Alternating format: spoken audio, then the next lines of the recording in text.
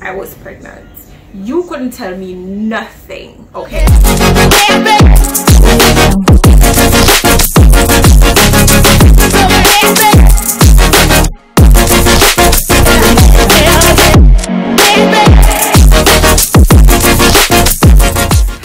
Welcome back to my channel.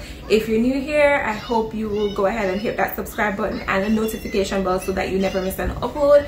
And if you're coming back, thank you so much for joining my very new community. So today I wanted to talk about a topic I don't think gets discussed enough among women, and this kind of feeds into something that I've been thinking since I got pregnant, because there was just so much that doesn't get discussed. And today I wanted to share with you guys my experience with an intrauterine device. So when I had my daughter, right, my husband and I, we were sort of in a not trying not preventing sort of situation.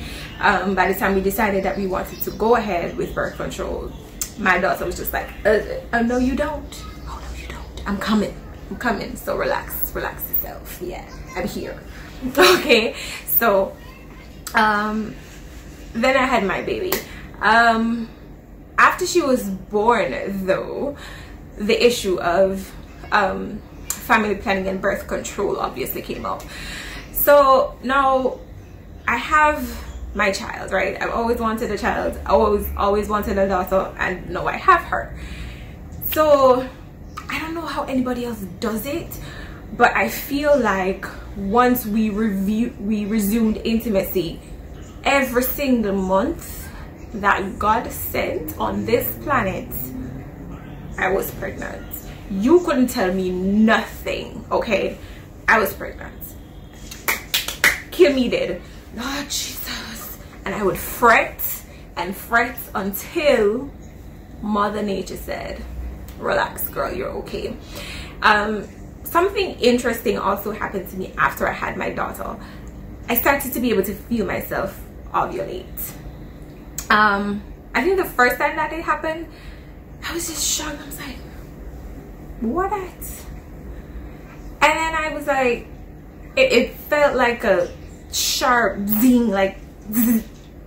I'm just like, wait a minute, is that what I think it is? So I checked to monitor my cycle. I used the Clue app, right? So I checked on the app, and the app said basically that was like day 15. All right, I was like, I think that's what it was, right? A day later, zing, on the other side. I was like, no, okay, that's what's going on. Now that's important because I'm from a family of twins. I'm from a family of fraternal twins, right? That's the twins that run in the family, the two different babies from the different eggs. So I always knew it was a possibility, and even when I was pregnant, it was one of those things that was running up and down in my mind until the day we saw that ultrasound to say, all right, yeah, one baby. So I was like, all right girl, you not catch me asleep. Now this is something that continued. I did a little bit of research, and apparently it wasn't all that strange to be able to feel yourself ovulate, but it didn't last. I was able to feel it maybe for a year and so afterwards, right? And so what I had initially tried to do was go back to my original form of birth control that I was using pre-pregnancy, which was the pill. I've been using the pill, you know, for most of my 20s, come straight up. And that first cycle was so horrible, you guys. Like, I'm not even kidding. Like, the cramps, it lasted like 10 days. I was cramping before my cycle started. The PMS was horrible. I was incredible. I was like, no, oh, we cannot do this, okay? And so we tried prophylactics, but I was never comfortable, and I just felt like if I continue like this, never breathe again. So I spoke with my OBGYN, and then we talked about it, and I knew from research that I had done that I was not comfortable really with a hormonal method, especially with the experience of the pill following giving birth. So I was just like, if it have hormones, I'm really not so keen. And that is where the conversation came up about the IUD. All right, so at this point my daughter's like a year and something.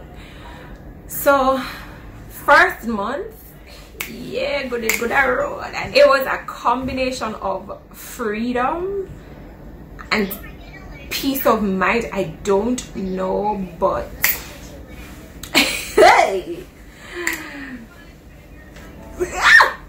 yeah. So it was really going great. It was, we're going out, we're doing the boogie, we good. Like sex life on 10, okay. But a month later my skin started to riot. Initially I thought it was summer, I thought it was this and that, and I'm looking for 10 different reasons, but it was exactly 1 month after that. And I was like, I contacted my OBGYN and I'm like, is it supposed to cause skin issues? Like, but it's not hormonal. He didn't think so. Okay, why is my skin acting a fool? It was just looking so bad. I'll try to insert pictures. I've never had those kinds of skin problems before. It was inflamed all the time. It was just wave after wave after wave. Sometimes I would have a fresh wave today, it clearing up tomorrow, and a fresh wave the next day. That's how bad it was going, right? Before we continue with the skin issues part, about 3 months, it felt like I was just like, I'm checking regularly like I'm supposed to be doing, and one day I was like, this don't feel right. This isn't the way that it's been feeling. So I spoke with my doctor. He said, you know what, come on in and let's take a look. Sure enough, it was coming out, and at a point we put one back in, same day, same time and space, and talked about the possibility that if it came out again, I'm just gonna have to try something else. Luckily it did not come out again, but unluckily the skin issues, guys, they were terrible. I have, like, maybe you can see my shoulders are scarred from them, my chest is scarred, my back is all around here, my scalp was itching. It was just so bad. I'd never had those kind of skin problems before. And when I finally made it to the dermatologist, I don't know why, but for some strange reason, a dermatologist appointment in Kingston is maybe it's like I find out with Jesus, but it took so long to get to see somebody. But when I found out that, she was like, yeah, that does happen sometimes. It's not very common, but it does happen. And she was like, oh, you had this type of eczema and this type of eczema, and it's in your back and it's your scalp, and that's why your skin dry, and you need to stop drinking wine and alcohol, and you need to stop drinking dairy and cheese. And I'm just like, meanwhile, I'm in the hospital. First of all, when she started talking about stopping wine and all those, my husband Femi was like, ah, hey, because honey, like, I don't have a social life. Let's be clear, my social life is mostly wine bottles.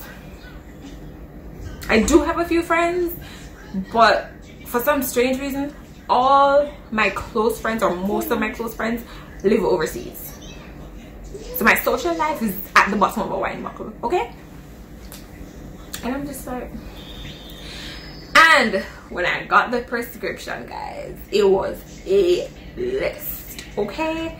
A list. It was just like, what? And you have to, I've got to use this first and run its course, and I'm supposed to be using it for 1 week before I start the other one, and if this one burn, I have to stop. And it was such a mess. It was antibiotics, scalp treatment, and my hair was starting to fall out because it itched so bad and it was thinning. So eventually, when I even missed one of the steps. So with the medication, eventually the inflammation, the constant inflammation stopped. So my skin looked horrible, guys, from the scarring and the two coloredness and the dryness, and it was a mess. I'll find pictures to show you. But and I'm still struggling. I just want you to know that right now, as of right now, I've had it for 2 years and the skin issues continued, but the initial inflammation and that sort of thing is down to a manageable point. Now, the question that you're probably asking is, if my dad got you all of that, why I'm never take it out? Because I'm afraid for breed. I'm a little like homosexuality nice. Some refuse to take it out, and I'm just like, okay. I mean, obviously, I would have taken it out if the inflammation and all of that continued. But I found great products. I found a really decent regime, and I do share those on my blog. So if you're not following, go ahead over to my blog. That's www.shaggybree.com. I do from time to time share what products I'm using, and the products that I'm currently using now, well, are very good, and they've helped me manage. So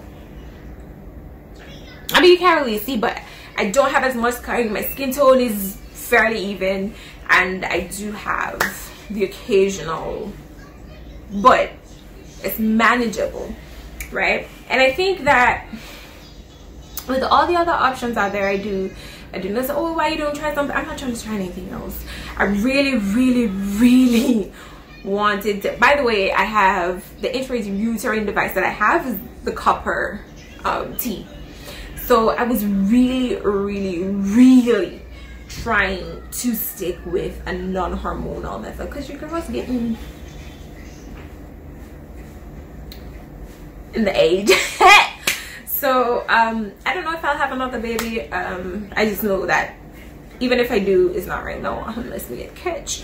But yeah, so things like that. So I do know that, you know, it comes with its problems. So I just wanted to share my experience, because I had to dig, like on Google, I had to dig and really dig to find someone who shared an experience like mine with copper IUDs.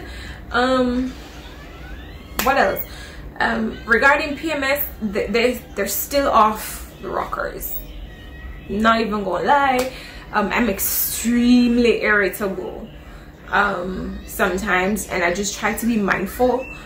My husband would say that maybe I'm not as successful at that as I think I am, but I'm so aware that, all right, girl, you're doing too much. This why are you mad, sis? Why are you mad? And I check the color and I'm like, oh yeah, that's why. And I cry for everything. So the PMS experience has definitely heightened. Pain has also heightened. I don't generally have painful periods, but they've since progressed into more painful than what we had. As a matter of fact, my last cycle was, I laid in the bed for 3 days. Like, just don't talk to me, just whoo. So that's another thing. But other than those side effects, right, it's an option that works well for me. And provided nothing new comes onto the horizon, I've got 8 more years out of this thing, and I think I'm gonna just rock with it until I'm good and I'm ready. All right, let me know if you guys have had similar experiences with a copper tea or any other IUD, because I do know that you have the hormonal versions of IUDs, and I like I said, I really wanted to stay away from the hormonal type for my own preference. Then just wanted to talk to you guys real quick about that. Don't forget to comment down below and let me know who you are, so that I can get to meet you guys and to communicate with you guys and share with you guys. And don't forget to subscribe, don't forget to share, and hit that notification bell, and I'll see you in the next video.